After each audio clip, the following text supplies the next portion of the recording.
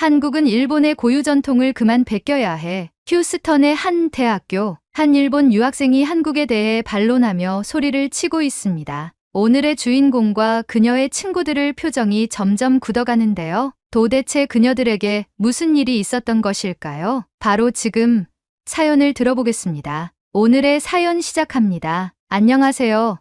저는 노라라고 해요. 저는 미국 텍사스주 휴스턴에서 현재 대학을 다니고 있는 평범한 학생이에요. 요즘 제가 푹 빠져 있는 한국의 문화가 있는데 이 문화에 대한 웃지 못할 해프닝이 있어서 이렇게 사연을 보내봅니다. 저는 어릴 적부터 한국 문화에 푹 빠져 있었어요. 이 이야기를 어디서부터 시작해야 할지 모르겠지만 그 시작은 아마도 제가 처음 한국 드라마를 보기 시작하면서였을 거예요. 특히 제가 중학생이었을 때 봤던 드라마 응답하라 1988은 저를 한국의 일상 문화와 한국인들의 정서에 깊이 빠져들게 했어요. 그때부터 한국이라는 나라에 대해 궁금증이 많아졌고 이후로는 K-팝이 전 세계의 유행을 타기 시작하며 제 마음에 한국이라는 나라가 깊숙이 침투하게 되었죠. 그렇게 한국에 대한 사랑이 커져서 대학에 들어가기 전 한국을 2번이나 여행하고 오게 되었어요. 처음에는 고등학교 친구들과 함께 여행을 갔고 2번째는 가족들과 함께였죠. 첫 번째 여행에서 저는 친구들과 서울의 밤을 느끼고 부산의 광안리 해변을 걸으며 한국이 가진 다채로운 매력을 몸소 체험했죠. 가족과 함께 여행을 갔을 땐 강원도의 바다를 즐기기 위해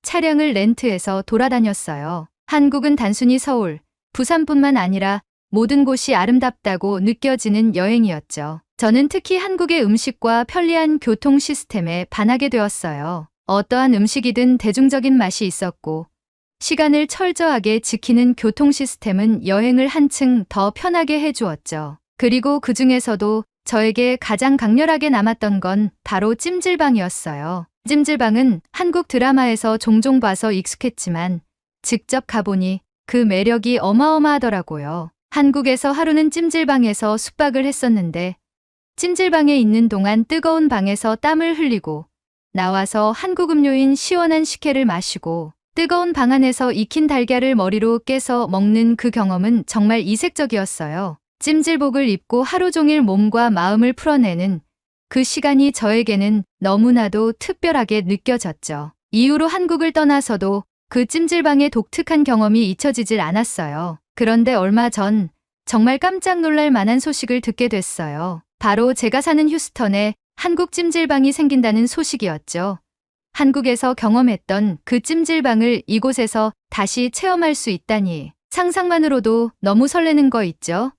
그 소식을 듣고 저는 너무 행복했어요. 한국을 제대로 느낄 수 있는 공간이 내 주변에 생긴다니 믿기지 않을 정도였어요. 그래서 저는 학교에서 친구들과 점심을 먹고 있을 때 그 이야기를 해줬어요. 미셸과 아만다는 제 친한 친구들이라 한국에 대해 자주 이야기하곤 했거든요. 그래서 먼저 찜질방에 대해 물어봤어요. 너희 혹시 찜질방이 뭔지 알아? 라고 했더니 둘 다 어리둥절한 표정으로 절 쳐다보더라고요. 미셸은 찜질방? 그게 뭐야? 라며 웃었고 아만다도 고개를 갸우뚱했어요. 저는 이 기회에 그들에게 한국 찜질방의 매력을 제대로 알려줘야겠다고 생각했죠. 찜질방은 한국식 사우나인데 단순히 몸을 따뜻하게 하는 것만이 아니라 다양한 테마방에서 땀을 빼고 맛있는 음식을 먹으면서 하루 종일 쉴 수 있는 공간이야. 게다가 찜질복을 입고 편하게 다닐 수 있어서 정말 편하네 라고 설명했어요. 둘 다 듣고 나서 흥미로워하는 것 같았어요. 와, 그럼 우리가 직접 가볼 수 있는 거야? 라며 미셸이 물었죠. 맞아. 휴스턴에 새로 생겼거든. 이번 주말에 한번 가보는 게 어때? 하고 제안했더니 미셸과 아만다 둘 다 완전히 동의했어요. 우리는 주말에 찜질방을 가기로 약속을 했어요. 저는 마치 한국에서 다시 찜질방을 체험하는 것 같은 설렘을 느꼈고 친구들에게 한국의 찜질방 문화를 소개할 수 있다는 생각에 기분이 너무 좋았어요. 드디어 주말이 다가왔고 저와 미셸, 아만다는 약속대로 휴스턴에 새로 생긴 한인 찜질방을 방문했어요. 입구에 들어서자마자 우리는 현대적이고 깔끔한 인테리어에 감탄했어요. 그리고 가격표를 보니 입장료가 $45더라고요. 한국에서 경험했던 찜질방에 비해 조금 비싸긴 했지만 깔끔하고 다양한 테마로 꾸며진 방들을 보니 그 돈이 전혀 아깝지 않겠다는 생각이 들었어요. 미국에서 한국 문화를 그대로 느낄 수 있다는 것 자체가 너무 기뻤으니까요. 먼저 우리는 프론트에서 찜질복을 받고 샤워실로 들어갔어요. 저는 한국에서 해본 경험이 있어서 자연스럽게 행동했지만 처음인 미셸과 아만다는 다소 어색해 보였어요. 그래도 샤워를 끝내고 찜질복으로 갈아입으니 다들 편안한 분위기로 바뀌었죠. 찜질복이 정말 편한 옷이잖아요. 이거 진짜 편한데? 그냥 집에서 입고 싶다 라며 미셸이 웃었고 아만다도 찜질복을 입은 채 거울을 보며 즐거워했어요. 이제 본격적으로 찜질을 시작할 차례였어요. 저는 두 친구에게 다양한 테마방을 소개해주고 싶었어요. 제일 먼저 우리는 불가마라는 방에 들어가기로 했죠. 불가마는 뜨거운 열기로 몸의 독소를 빼는 방인데 저는 한국에서 경험한 적이 있어 익숙했어요. 방에 들어가자마자 그 뜨거운 열기가 확 느껴졌어요. 땀이 금방 맺히기 시작했고 저는 이 뜨거운 열기에 몸을 맡기며 기분 좋게 땀을 빼기 시작했어요. 그런데 미셸과 아만다는 상황이 달랐어요. 미셸은 눈이 휘둥그레지면서 이거 너무 뜨거운데? 라고 말했고 아만다는 얼굴을 찡그리며 나 못 버티겠어 라고 외치더니 결국 둘 다 견디지 못하고 방을 나가버렸어요. 저는 그 모습을 보고 한참 웃었어요. 아니, 불가마는 원래 뜨거운 방이야.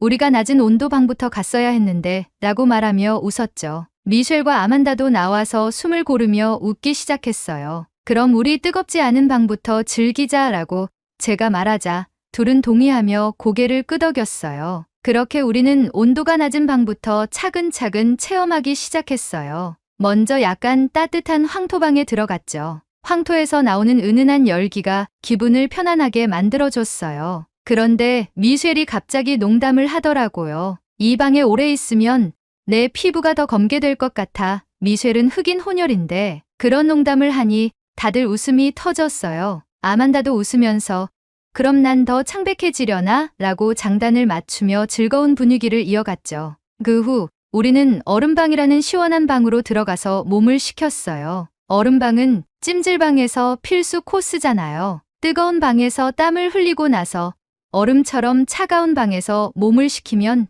그 상쾌함이 말로 표현할 수 없죠. 시원한 공기가 우리 몸을 감싸자 다들 와, 진짜 시원하다며 감탄했어요. 그런데 그때 미셸이 갑자기 결심한 듯한 표정으로 말했어요. 나 불가마에 다시 도전해볼래 라고요. 저와 아만다는 깜짝 놀랐지만 미셸이 그렇게 의욕적으로 말하니 다시 불가마로 가기로 했어요. 이번엔 미셸이 진지한 표정으로 불가마에 들어갔어요. 아만다도 따라 들어오면서 이번엔 좀 버텨보겠다고 했죠. 우리는 다시 뜨거운 불가마 안에 앉았어요. 처음엔 괜찮았지만 점점 온도가 느껴지기 시작하면서 미셸과 아만다의 얼굴이 점점 빨개졌어요. 둘 다 눈을 질끈 감고 버티는 모습이 너무 웃겨서 저는 참지 못하고 웃음을 터뜨렸어요. 그 순간 너무 웃긴 나머지 저는 휴대폰을 꺼내 그 장면을 영상으로 촬영했어요. 이건 절대 못 잊을 거야 라고 말하며 영상을 찍었고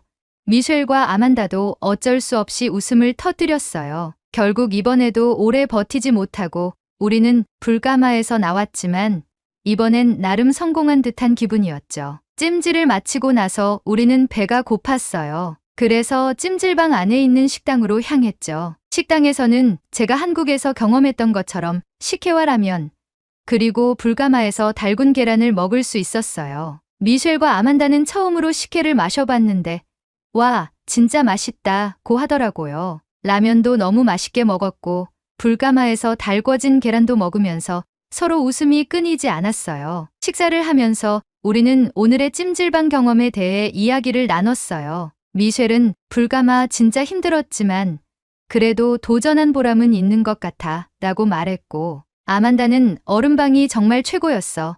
시원한 공기 때문에 살 것 같았어 라고 했어요. 저는 두 친구에게 한국 찜질방을 소개해 줄 수 있어서 너무 행복했고 그들도 정말 즐거워해서 뿌듯했어요. 찜질을 마치고 나서 저는 오늘의 대망의 하이라이트, 바로 때밀이를 친구들에게 소개해 주기로 했어요. 한국에서 처음 경험했을 때 느꼈던 그 상쾌함이 아직도 생생하게 기억났거든요. 그래서 친구들에게도 그 특별한 경험을 선물하고 싶었죠. 이제 진짜 재미있는 걸 해볼까? 하고 미셸과 아만다에게 말하자 둘 다 궁금한 표정으로 저를 쳐다봤어요. 뭐, 또 무슨 한국 체험이야?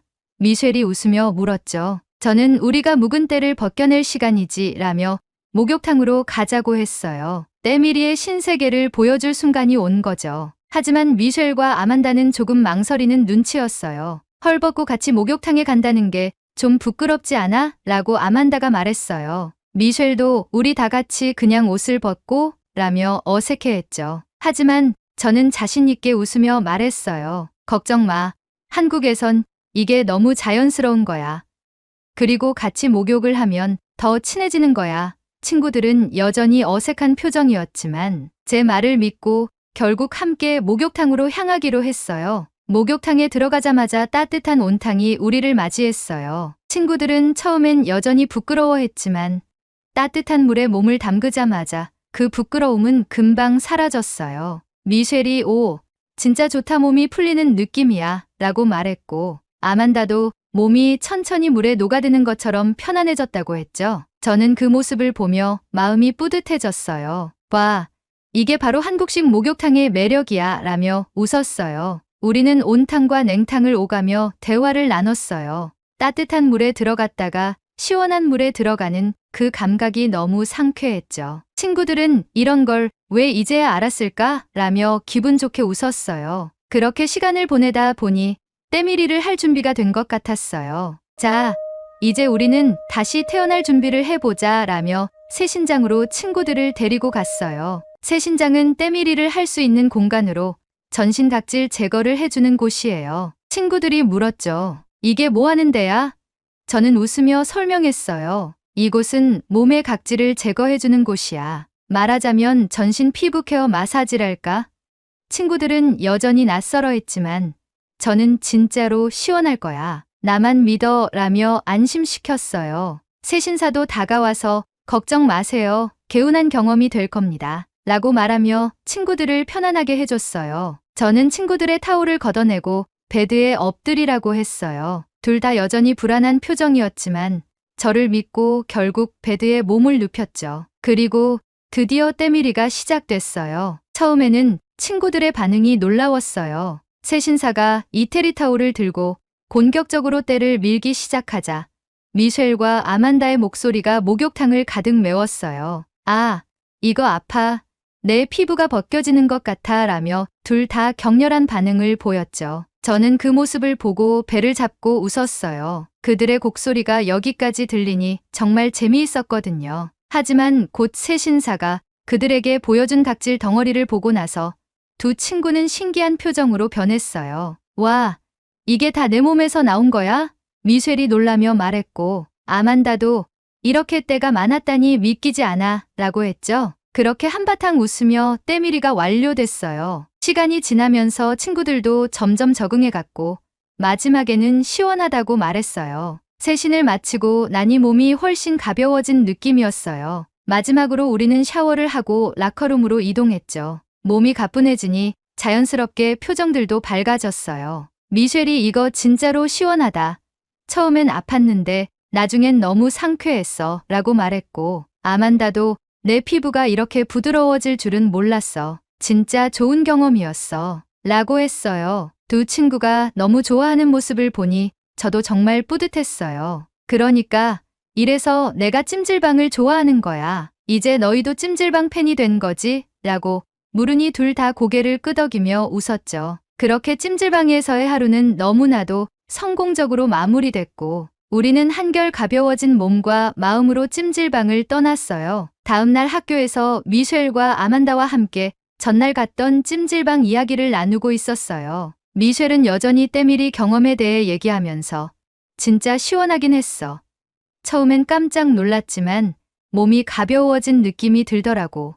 라고 웃었고 아만다도 동의하며 한국 문화에 이렇게 깊이 빠질 줄은 몰랐어. 다음에 또 가자 라고 말했어요. 다들 찜질방의 매력에 완전히 빠져들었죠. 그런데 그때 아야카가 우리 쪽으로 다가오더니 뜻밖의 이야기를 꺼냈어요. 아야카는 일본에서 온 유학생 친구인데 그녀가 대뜸 이렇게 말했죠. 사실 한국의 찜질방 문화는 일본의 온천 문화에서 유래된 거야. 일본은 아주 오래전부터 목욕 문화를 이어왔고 일본식 사우나를 한국이 가져가서 찜질방으로 발전시킨 거라고. 한국은 일본의 고유 전통을 그만 베껴야 해. 아야카의 말을 듣고 우리의 머릿속에는 물음표로 가득해졌어요. 아야카는 이어서 일본식 사우나가 원래는 한국 찜질방의 원조라고 할 수 있어. 한국이 우리 문화를 변형해서 만든 거야. 그리고 한국의 때밀이 문화는 솔직히 일본에서 납득할 수 없는 더러운 문화야. 라고 말했어요. 순간 제 기분이 묘하게 언짢아졌어요. 아야카가 찜질방을 부정적으로 말하는 게 마치 한국 문화를 깎아내리는 것처럼 느껴졌거든요. 저는 조금 더 부드럽게 대응하려고 했어요. 때를 미는 게 왜 더러운 문화야?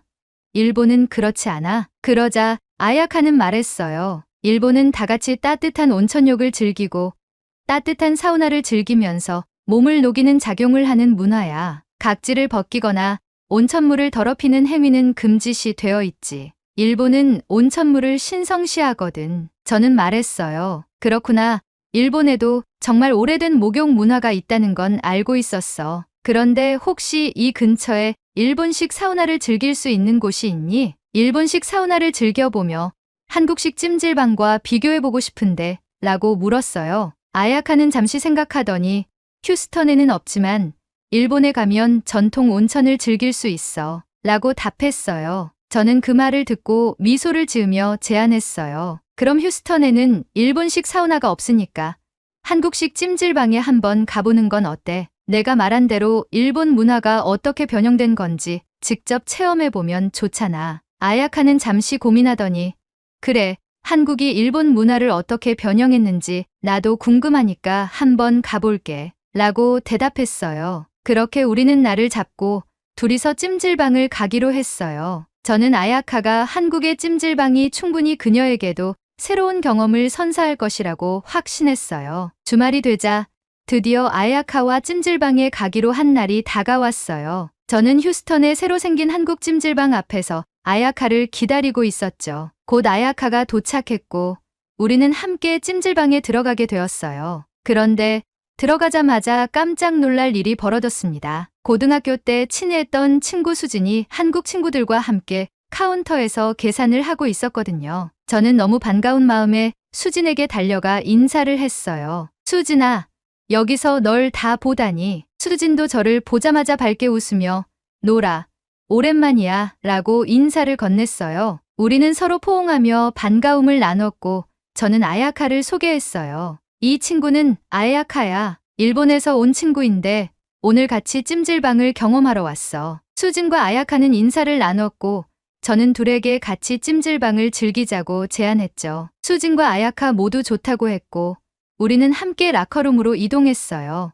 라커룸에서 찜질복으로 갈아입는 동안 저는 수진과 수진의 친구들을 슬쩍 살폈어요. 그들은 한국인이어서 그런지 자연스럽게 찜질복을 입으며 이야기꽃을 피우고 있었지만 아야카는 살짝 어색해하는 모습이었어요. 일본에는 이런 찜질복을 입고 들어가는 문화가 없으니 그녀에게는 익숙하지 않은 경험이겠죠. 찜질방으로 들어가자 수진이 갑자기 저에게 잠깐 기다려봐 라고 말하며 수건을 꺼내더니 뭔가를 접기 시작했어요. 저는 바로 알아챘죠. 그건 한국 찜질방에서 사람들이 자주 쓰는 양머리 수건이었어요. 한국에서 찜질방을 다닐 때 양머리 수건을 쓴 사람들이 많았거든요. 그때의 추억이 새록새록 떠올랐습니다. 수지는 양머리를 만들더니 저와 아야카에게도 하나씩 건네주었어요. 아야카는 처음엔 어리둥절한 표정이었지만 고마워라며 수진에게 감사 인사를 했습니다. 찜질방에 본격적으로 들어가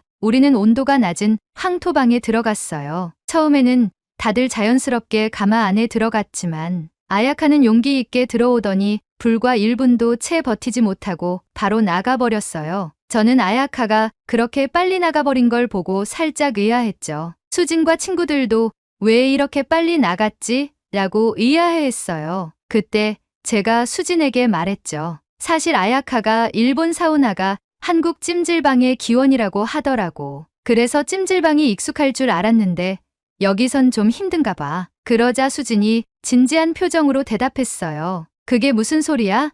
찜질방 문화는 한국에서 처음 생긴 거야. 한국의 전통적인 온돌 난방에서 유래된 건데, 온돌로 방을 따뜻하게 데우면서 몸에 노폐물을 배출하는 데서 차간의 찜질방이 발전한 거지. 한국의 목욕 문화는 청결과 힐링을 목표로 하는 전통적인 목욕 문화야. 일본의 목욕 문화는 뜨거운 물에 몸을 담가 따뜻하게 데우는 게 주 목적이지, 찜질방과는 완전히 달라. 수진의 말을 듣고 저는 그러면 그렇지라고 생각했어요. 한국 찜질방이 단순히 일본 목욕 문화를 변형한 것이 아니라 한국의 독자적인 목욕 문화로 발전한 것이 맞다고 생각하고 있었거든요. 찜질방 밖으로 나가서 저는 아야카에게 다가가 이 이야기를 전했어요. 그러자 아야카는 여전히 일본도 사우나에서 땀으로 노폐물을 배출해. 그래서 온천 문화와 찜질방이 비슷하다고 생각해. 한국이 일본을 본따서 만든 것 같아 라고 주장했어요. 그때 수진이 진지한 목소리로 다시 말했죠. 아야카, 사실 온천 문화는 전 세계적으로 각 나라의 기후와 환경에 맞게 발전한 거야. 화산 활동이 있었던 나라는 당연히 온천 문화가 발전할 수밖에 없었고, 일본의 온천은 그 지역 환경에 맞게 발전해 온 거지. 하지만 한국의 찜질방은 한국 고유의 온돌 난방을 바탕으로 발전한 전통 방식이야. 한국과 일본의 목욕 문화는 완전히 다른 목적과 방식에서 비롯된 거라서 각각의 문화를 존중하며 별개로 보는 게 맞다고 생각해. 아야카는 잠시 주춤했지만 수진의 논리적인 설명에 이해가 가는 듯 했어요. 잠시 생각하더니 그럼 너희 말이 맞는 것 같아. 찜질방과 일본식 온천이 다르다는 걸 인정해야겠네. 한국의 목욕 문화가 일본과 얼마나 다른지 이번 기회에 경험해 볼게 라고 말했어요. 저는 그 말을 듣고 안도했어요. 한국 찜질방의 매력을 아야카에게도 제대로 보여줄 수 있을 것 같았거든요. 우리는 다시 찜질방 안으로 들어갔고 아야카는 이제 좀 더 열린 마음으로 한국 찜질방을 즐길 준비가 된 것 같았어요. 이 경험이 그녀에게도 새로운 문화의 매력을 깨닫게 하는 좋은 기회가 되기를 바랐습니다. 저희는 그렇게 아야카와 함께 찜질방의 테마를 모두 즐겼어요. 한국 음식부터 각기 다른 온도의 방들, 그리고 부대 시설까지 완전 뽕을 뽑았죠. 그리고 저희는 찜질방에 데미를 장식할 때밀이를 허러 갔어요. 사실 아야카는 때밀이에 대해 전혀 모르고 있었죠. 그래서 저는 그녀에게 소개해주기로 마음먹었어요. 수진과 다른 친구들은 이미 때밀이의 본고장에서 왔기 때문에 다들 아야카에게 이건 진짜 몸과 마음이 깨끗해지는 마사지야. 너무 상쾌할 거야 라고 설명했죠. 아야카는 약간 의아해했지만 우리 말을 믿고 세신장으로 함께 갔어요. 우리는 모두 세신 베드에 누웠고 세신사들이 하나둘씩 들어와서 따뜻한 물을 몸에 부으며 각질 제거를 시작했어요. 저는 이때가 오기를 기다리고 있었죠. 묵은 각질이 벗겨지는 그 상쾌한 느낌을 말이에요. 그런데 그 순간 아야카가 갑자기 소리를 질렀어요. 아, 너무 아파. 왜 내 살갗을 벗기는 거야? 순간 모두가 웃음을 터뜨렸어요. 세신사가 열심히 각질을 벗겨내고 있었는데 아야카는 이 낯선 감각을 고문처럼 느낀 거죠. 수진과 저는 웃으면서 아야카에게 말했어요. 이건 살갗을 벗기는 게 아니야. 각질을 제거하는 거야. 조금만 참으면 진짜 시원해질 거야. 하지만 아야카는 여전히 고통스러워하며 몸을 조금씩 떨고 있었어요. 이건 진짜 고문 같아. 이렇게 아픈 마사지는 처음이야 라고 말하며 고개를 절레절레 흔들었죠. 세신사도 당황해서 그럼 제가 조금 살살 문지르겠습니다 라고 말하고는 타올을 바꾸어 천천히 때를 밀기 시작했어요. 그제야 아야카는 겨우 참을 만해졌는지 더 이상 소리를 지르지 않았어요. 그 와중에 수진과 저는 키득거리며 계속 때밀이를 받았어요. 각질이 하나하나 벗겨지는 그 개운함을 몸으로 느끼며 우리는 서로 농담을 주고받았죠. 한참을 세신을 받고 있는데 어디선가 코 고는 소리가 들리기 시작했어요. 너무 생생하게 들려서 우리는 누가 이렇게 대놓고 잘까 궁금해졌죠. 소리의 근원지를 찾아보니 놀랍게도 아야카가 엎드린 채로 편안하게 자고 있었어요. 세신을 받으면서 고통스럽다고 하더니 어느새 편안해져서 잠이 든 거였죠. 그 모습을 본 수진과 저는 빵 터져서 배를 잡고 웃기 시작했어요. 아야카, 아까는 고문이라고 하더니 지금은 천국에 온 것 같네라고 수진이 웃으며 말했죠. 그런데 그때 세신사가 마지막으로 차가운 물을 아야카의 몸에 부었어요. 아야카는 깜짝 놀라며 번쩍 눈을 뜨고 벌떡 일어났어요. 으악!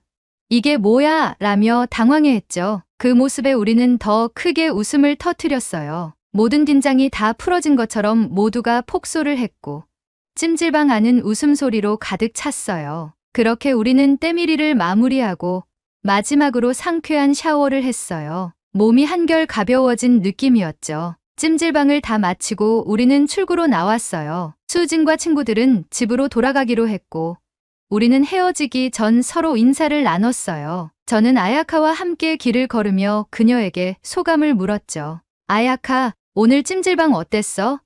처음엔 좀 힘들어 보였는데 괜찮았어? 아야카는 잠시 생각하더니 미소를 지으며 말했어요. 솔직히 처음엔 정말 아팠어. 이건 도대체 뭐 하는 건가 싶었지. 근데 끝나고 나니까 진짜로 몸이 한결 가벼워진 느낌이야. 한국의 찜질 문화가 생각했던 것보다 훨씬 더 좋았어. 개운해지고 또 힐링되는 느낌이 들더라고. 그 말을 들으니 정말 뿌듯했어요. 아야카는 계속해서 말했죠. 일본의 온천 문화랑은 확실히 달라. 온천도 좋지만 한국 찜질방은 이렇게 다양한 방에서 땀을 빼고 때밀이까지 하니까 더 특별한 것 같아. 저는 미소를 지으며 대답했어요. 그치?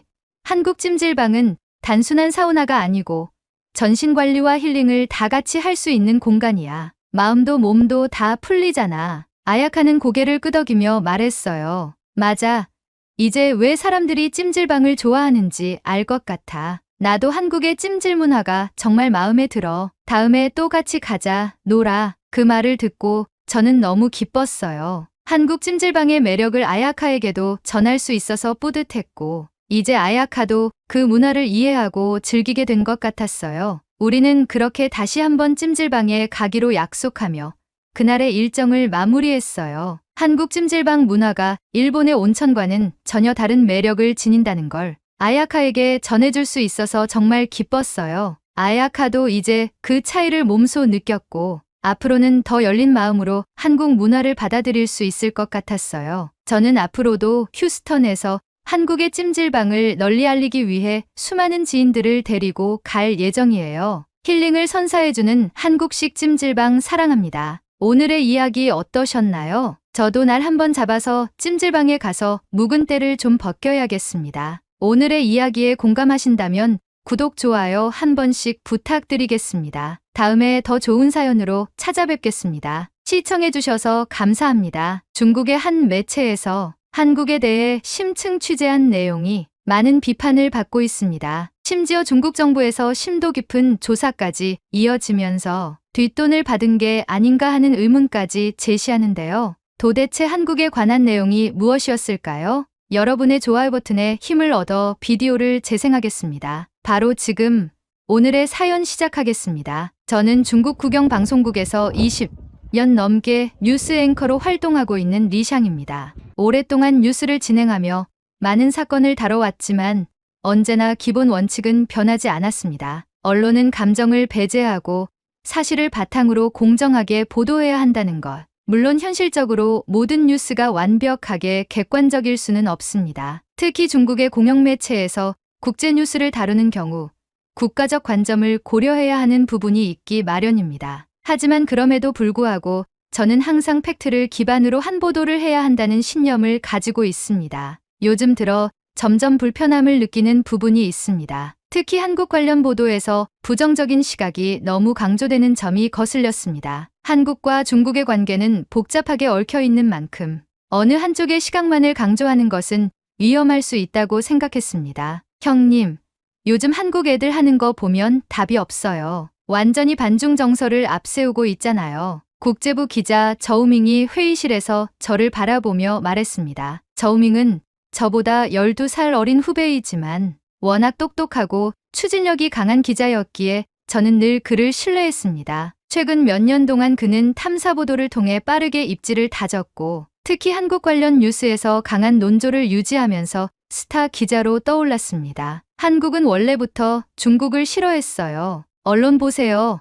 시민 반응 보세요. 겉으로는 괜찮은 척하지만 속으로는 우리를 배척하는 거 뻔하지 않습니까? 저우밍은 마치 이미 결론이 난 듯한 어조로 말했습니다. 강한 자신감이 묻어나는 말투였습니다. 사실 그동안 저도 한국 관련 보도를 진행하며 양국 간 감정이 복잡하다는 것을 알고 있었지만 그의 발언처럼 단정적으로 말할 수 있는 문제는 아니라 생각했습니다. 내가 말하는 것처럼 한국이 정말 반중 감정이 강하고 중국인을 배척하는 나라라면 그걸 직접 경험한 후에 보도하는 것이 더 신뢰도가 높지 않을까? 제 말에 회의실이 잠시 조용해졌습니다. 직접 경험한다고요? 저우밍이 의아한 표정으로 저를 바라봤습니다. 그래, 우리 둘이 직접 한국에 가서 취재해 보자는 거야. 내 말이 사실이라면 내가 그 결과를 인정하고 뉴스에서 가장 먼저 다루어 줄게. 하지만 만약 내가 잘못 알고 있었던 부분이 있다면 그 부분을 인정해야겠지. 저는 저우밍을 똑바로 바라보며 말했습니다.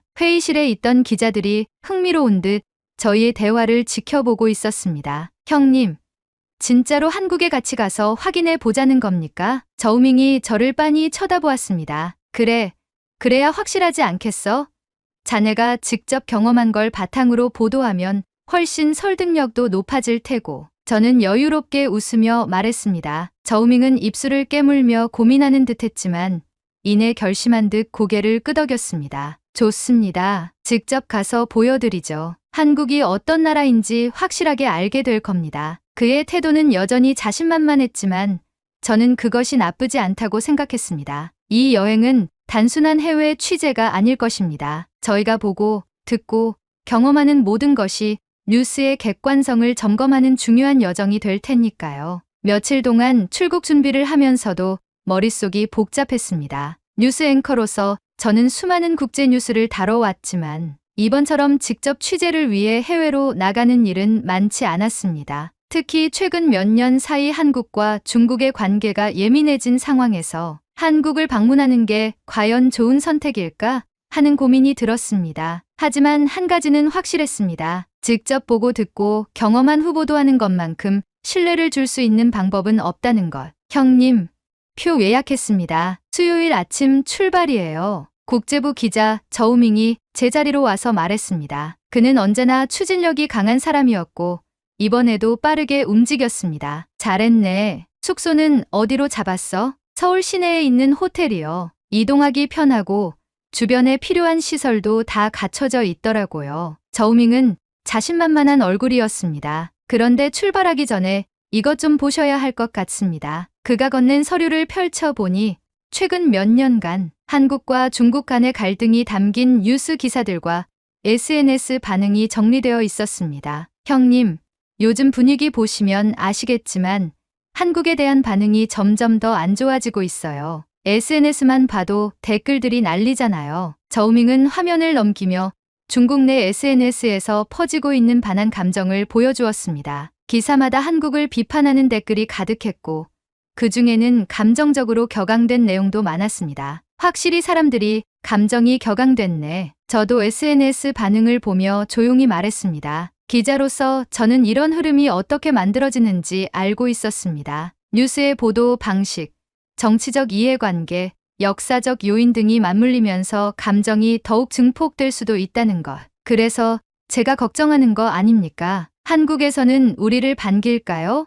솔직히 말해서 겉으로는 친절한 척할지 몰라도 속으로는 다를 수도 있죠. 저우밍이 말하며 고개를 저었습니다. 그건 직접 가서 확인해보면 알겠지. 미리 결론부터 내릴 필요는 없잖아. 그렇게 저희는 한국행 비행기에 몸을 실었고 인천국제공항에 도착하게 되었습니다. 저는 여권을 손에 쥐고 입국 심사대로 향했습니다. 공항 내부는 깔끔하고 체계적으로 정돈된 모습이었습니다. 출입국 심사는 예상보다 빠르게 진행되었고 절차도 복잡하지 않았습니다. 자동화된 시스템 덕분인지 대기 시간도 길지 않았고 직원들도 능숙하게 업무를 처리하고 있었습니다. 그때 한 공항 직원이 저와 저우밍에게 다가왔습니다. 필요한 도움 있으세요? 유창한 중국어였습니다. 저우밍과 저는 순간적으로 눈을 마주쳤습니다. 아, 괜찮습니다. 감사합니다. 제가 반사적으로 대답하자 직원은 가볍게 고개를 숙이며 미소를 짓고 다시 자리로 돌아갔습니다. 공항이라 그런 거겠죠. 외국인들이 많이 오니까. 저우밍이 어깨를 으쓱하며 말했습니다. 공항 내부를 걸으며 주변을 둘러보니 곳곳에 안내 표지판이 보였습니다. 모든 안내 문구는 한국어, 중국어, 영어, 일본어까지 표기되어 있어 길을 찾는데 어려움이 없었습니다. 한국 공항 시스템이 잘 갖춰졌다는 말은 들었지만 이렇게까지 체계적인지는 몰랐네. 저우밍이 주변을 둘러보며 말했습니다. 그러게 출입국 심사도 오래 걸릴 줄 알았는데 생각보다 빨리 끝났고 공항에서의 첫인상은 예상보다 훨씬 정돈된 분위기였습니다. 하지만 공항은 어디까지나 외국인을 맞이하는 장소이니 실제 한국의 분위기가 어떨지는 이제부터 확인해야 했습니다. 공항에서 택시를 타고 서울 시내로 향했습니다. 창밖으로 보이는 풍경은 예상보다 정돈된 모습이었습니다. 넓고 깨끗한 도로, 정리된 간판, 그리고 고층 빌딩들이 조화를 이루고 있었습니다. 거리를 따라 설치된 대형 스크린에서는 광고와 뉴스가 번갈아가며 송출되고 있었고 인도 위를 걷는 사람들은 빠른 걸음으로 움직이며 각자의 목적지를 향해 가고 있었습니다. 도시가 깔끔하네. 도로도 정리가 잘 되어 있고 저는 창밖을 바라보며 말했습니다. 그래도 겉만 번지르르 할 수도 있죠. 직접 부딪혀 보기 전까지는 모르는 겁니다. 저우밍은 여전히 경계하는 듯한 태도를 유지했습니다. 호텔에 도착하자 프런트 직원이 밝은 미소로 저희를 맞이했습니다. 안녕하세요. 예약자 성함이 어떻게 되시죠? 리샹입니다. 리샹 고객님 한국에 오신 것을 환영합니다. 순간 저는 제 이름을 중국어로 정확히 발음하는 것을 듣고 살짝 놀랐습니다. 체크인을 마친 후 짐을 풀고 잠시 휴식을 취한 뒤 저녁을 먹기 위해 밖으로 나왔습니다. 명동의 식당을 가기 위해 지하철역을 찾던 중 스마트폰 지도가 예상과 다르게 작동하면서 방향을 잃었습니다. 지도를 보며 방향을 찾으려는 순간 한 한국인 할아버지가 먼저 다가와 말을 걸었습니다. 어디 가세요? 한국어였습니다. 저는 순간적으로 당황하며 저우밍을 바라봤습니다. 그런데 할아버지가 스마트폰을 꺼내더니 번역기를 이용해 길을 알려주려 했습니다. 저기서 우회전하면 지하철역이 나옵니다. 번역기를 통해 나온 소리를 듣고서야 우리는 이해할 수 있었습니다. 감사합니다. 저는 고개를 숙이며 인사했습니다. 저우밍 역시 어색한 듯 했지만 작은 목소리로 고맙습니다. 라고 말했습니다. 길을 안내받고 나서도 저는 계속 생각에 잠겼습니다. 낯선 외국인에게 이렇게 먼저 다가와 도움을 주다니 예상과 다르네. 그러게요. 한국 사람들이 중국인을 싫어한다고만 생각했는데 이런 친절은 예상 못했습니다. 저우밍도 조금 당황한 듯 보였습니다. 지하철역을 무사히 찾고 난 후 지하철에 탑승하고 자리에 앉았는데 몇 정거장이 지나자 한 학생이 자리에서 일어나더니 앞에 서 있던 할머니에게 자연스럽게 자리를 양보했습니다. 자리를 양보하는 것이 한국에서 법으로 정해져 있는 걸까요? 모두가 노약자에게 자리를 양보하는데요. 저우밍이 낮은 목소리로 물었습니다. 글쎄, 강제로 되는 일이라기엔 너무 자연스러워 보이는데 자리를 양보한 학생은 할머니에게 가볍게 미소를 지으며 다른 자리로 가서 서 있었습니다. 어떤 의미에서는 익숙한 모습이기도 하네. 중국에서도 부모 세대에게 예의를 갖추는 것이 미덕으로 여겨지지만 대중교통에서 이런 장면이 당연하게 펼쳐지는 것은 보기 드문 일이었습니다. 한국에 대한 선입견이 하나씩 흔들리고 있었습니다. 명동에서 식사를 마치고 숙소로 돌아가는 길, 서울의 밤거리는 화려하게 빛나고 있었습니다. 다음날 아침 창밖을 바라보니 서울의 거리는 이미 분주했습니다. 출근하는 사람들은 저마다 빠른 걸음으로 이동하고 있었고 도로 위를 달리는 차량들은 일정한 흐름을 유지하며 교차로를 지나가고 있었습니다. 형님, 오늘 일정은 어떻게 할까요? 저우밍이 침대에서 몸을 일으키며 물었습니다. 오늘은 좀 더 다양한 곳을 다니면서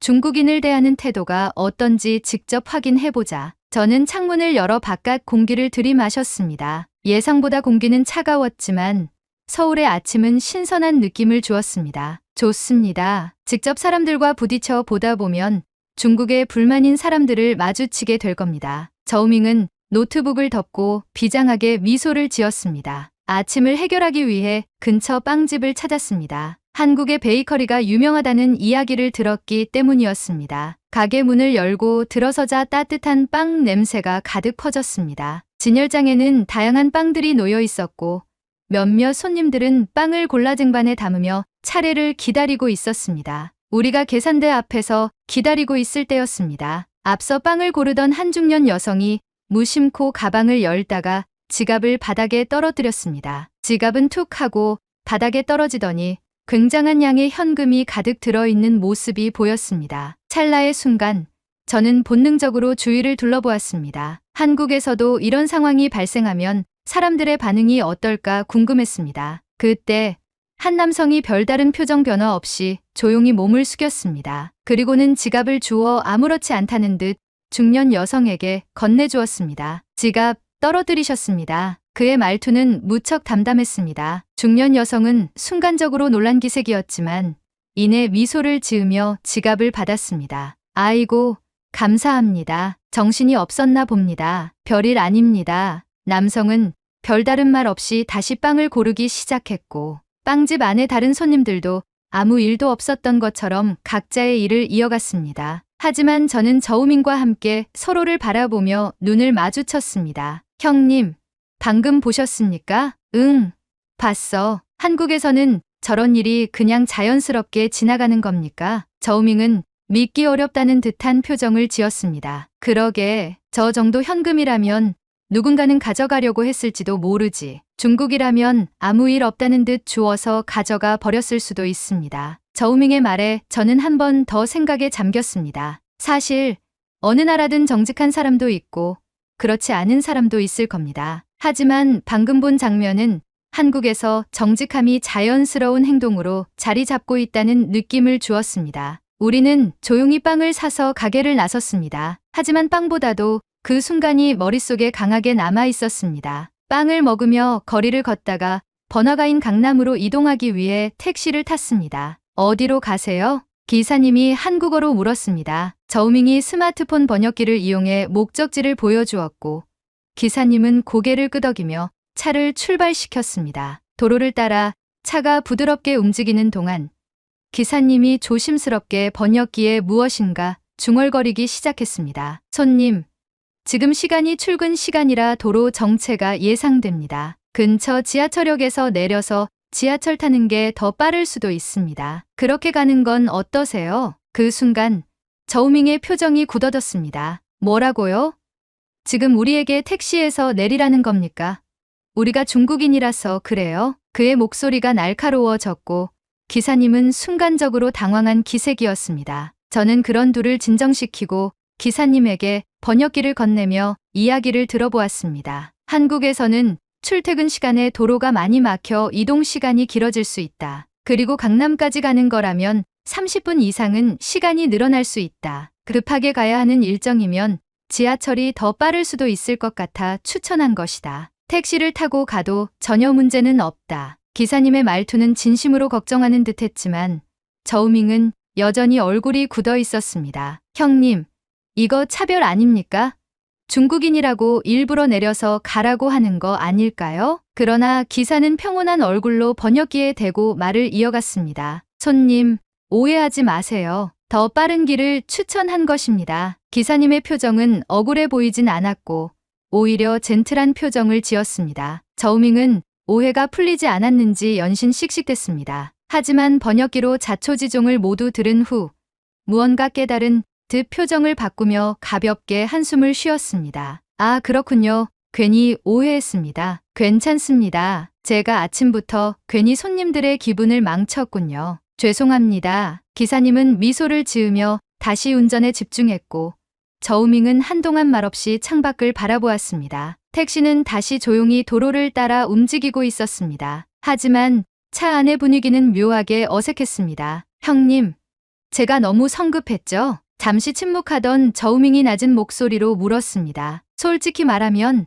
나도 순간 당황했어. 하지만 차별이 아니라 배려였다는 걸 깨닫고 나니 덩달아 부끄러워지네. 저는 솔직하게 답했습니다. 저우밍은 입술을 깨물며 한숨을 내쉬었습니다. 제가 괜한 오해를 한 것 같습니다. 기사님은 단순히 추천을 해주신 거였는데 제가 너무 예민하게 반응했네요. 그는 머리를 긁적이며 창밖을 바라보았습니다. 강남의 현대적인 도심을 걷다 보니 도심을 벗어나 한국인들을 더 가까이에서 보고 싶다는 생각이 들었습니다. 단순히 고층 빌딩과 세련된 거리만으로는 이 나라를 완전히 이해할 수 없었기 때문이죠. 우리 전통시장 한번 가보자. 시장이야말로 그 나라의 진짜 모습을 볼 수 있잖아. 저우밍은 제 말에 동의를 하고 함께 시장으로 이동했습니다. 시장 입구에 들어서자마자 활기찬 분위기가 온몸으로 전해졌습니다. 곳곳에서 들려오는 상인들의 목소리, 사람들 사이를 오가는 카트와 오토바이, 그리고 갓 요리된 음식에서 풍기는 구수한 냄새까지 모든 것이 생동감 넘쳤습니다. 이야,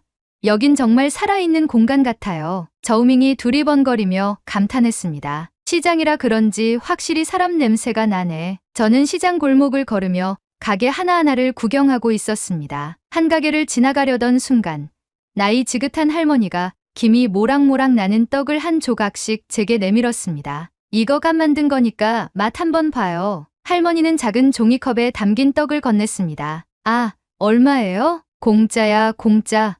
시식하라고 주는 거야. 더 줄까요? 아, 아닙니다. 잘 먹었습니다. 저우밍이 손을 저으며 말하자 할머니는 그저 웃으며 다른 손님들에게도 떡을 건넸습니다. 형님, 원래 시장에서 이렇게 그냥 음식을 주는 겁니까? 나도 좀 놀랐네. 보통 시식이라고 해도 한 입 크기로 주는데 여긴 제대로 한 조각씩 주네. 하지만 그것은 시작에 불과했습니다. 튀김을 파는 가게에서도 상인은 방금 튀긴 따끈한 튀김을 손님들에게 건네며 맛 한번 보고 가세요 라고 외쳤고, 건어물을 파는 상인은 손님들이 망설이는 모습을 보이면 직접 먹어보고 결정하세요 라며 작은 봉지에 견본을 담아 주었습니다. 형님, 이거 참 신기하네요. 이러면 돈 안 벌리는 거 아닙니까? 저우밍이 여전히 낯설다는 듯 말했습니다. 한국에서의 정이라는 개념이 단순한 친절을 넘어서고 있다는 느낌이 들었습니다. 우리는 시장을 계속 둘러보며 다양한 음식을 접했습니다. 그러다 자연스럽게 한 국밥집 앞에 멈춰 섰습니다. 형님,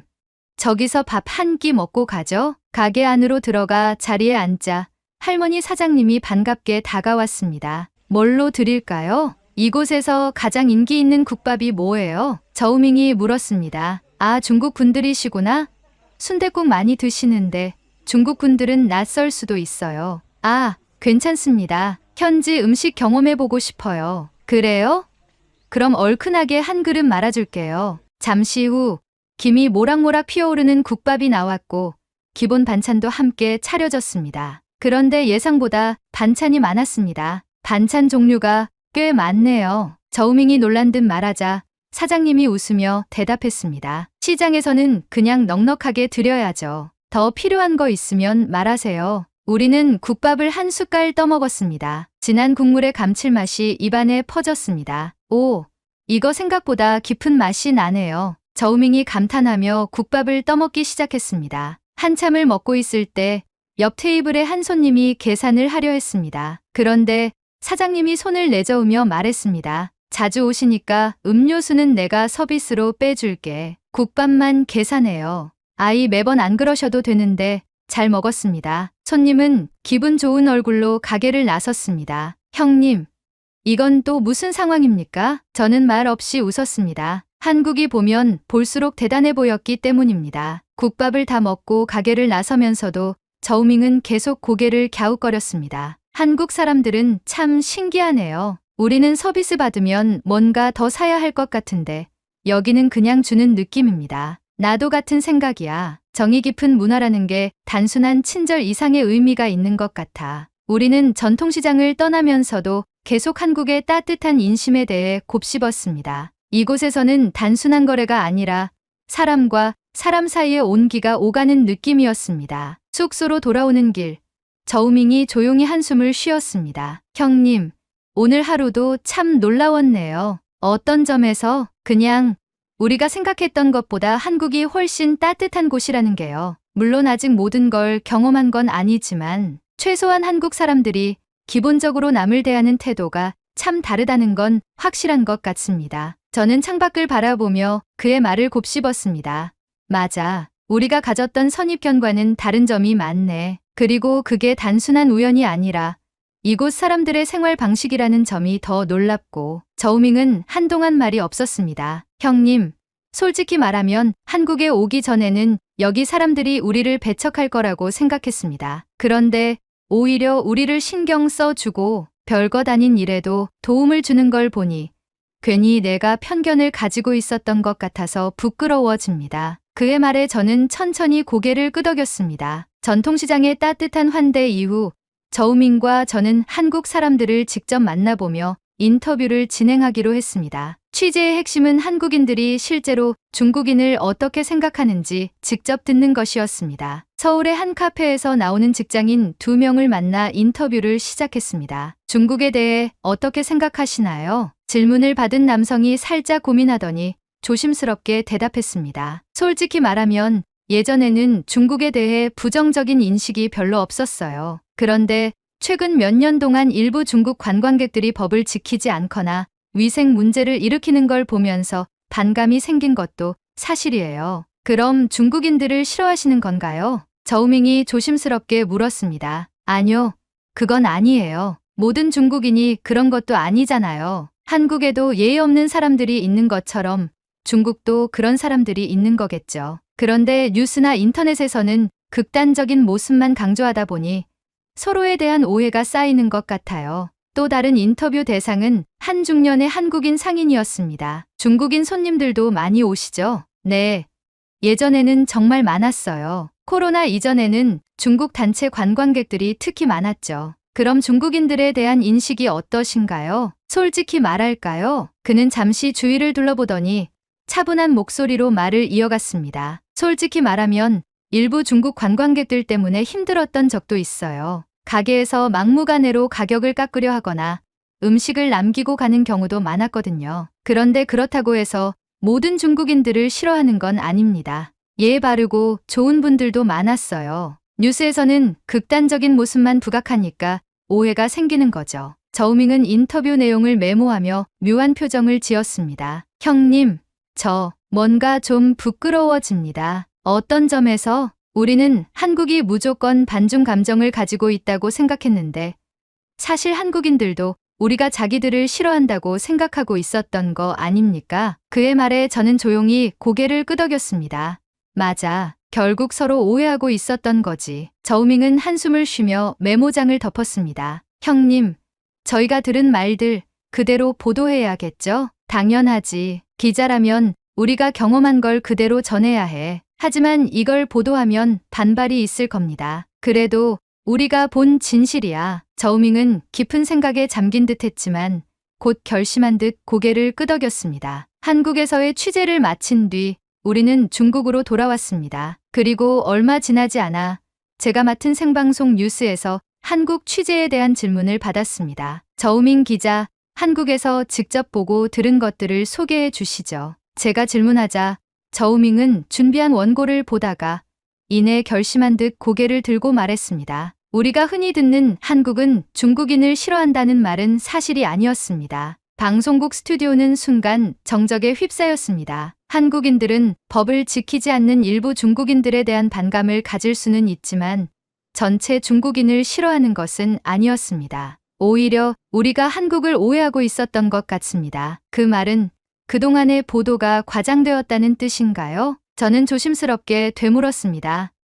네, 저는 직접 한국을 경험하고 나서야 알았습니다. 한국 사람들은 우리가 생각했던 것과 달랐습니다. 그들은 친절했고 배려심이 깊었으며 중국인들에 대한 일방적인 적대감을 가지고 있지는 않았습니다. 순식간에 저우민과 리샹의 방송 내용이 퍼져나갔고 예상치 못한 반응들이 쏟아졌습니다. 중국 SNS와 온라인 커뮤니티에서는 즉각 반응이 터져 나왔습니다. 저우밍이 갑자기 친한파가 됐다? 이게 무슨 소리야?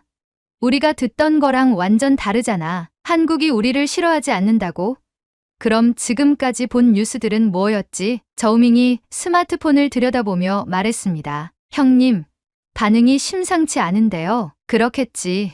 하지만 우린 기자야. 우리가 본 걸 있는 그대로 전한 거고 그게 진실이라면 그걸 두려워할 이유는 없어. 형님도 아시잖아요. 이런 보도를 하면 우리한테 어떤 일이 벌어질지. 우리가 해야 할 일이야. 너처럼 한국을 부정적으로 보던 사람이 직접 경험하고 바뀌었으니까. 저우밍은 깊은 숨을 내쉬었습니다. 맞아요. 적어도 저는 제가 본 걸 그대로 전하고 싶습니다. 그게 기자로서 해야 할 일이겠죠. 하지만 방송 이후 중국 정부와 일부 언론에서는 저우밍의 발언에 대한 강한 반발이 있었습니다. 한국을 미화하려는 의도가 있는 게 아니냐. 객관성을 잃은 보도다. 심지어 중국 정부에서는 저우밍과 저를 대상으로 한 청문회까지 진행되었습니다. 그러던 와중 한국에서의 경험을 공유하는 사람들도 하나둘씩 나타나기 시작했습니다. 나도 한국에 가봤는데 생각보다 사람들이 친절하더라. 저우밍 기자가 맞는 말 하는 것 같아. 한국이 우리를 싫어한다는 건 과장이 많았어. SNS에는